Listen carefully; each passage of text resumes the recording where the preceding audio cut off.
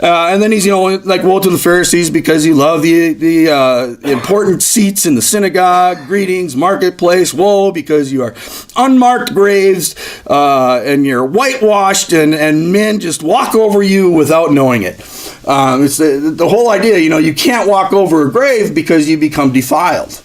It's dead bones. You're not supposed to touch dead bodies. You become defiled is the idea. And you guys are just, you're a grave.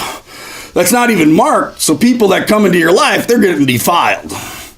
I mean, can you imagine going to religious leaders and talking like that, right? These are the guys that have the answers. These are the guys that have the scrolls, right?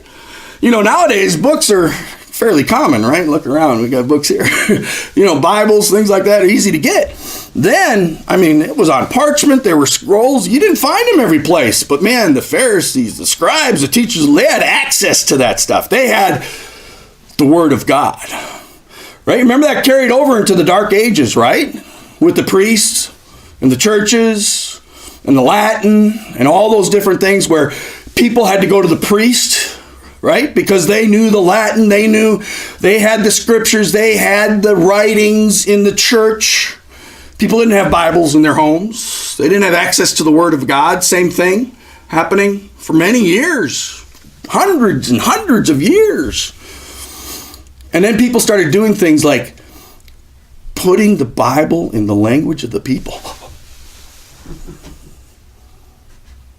Do you know how dangerous that is? Oh my goodness. Giving people access to the Word of God.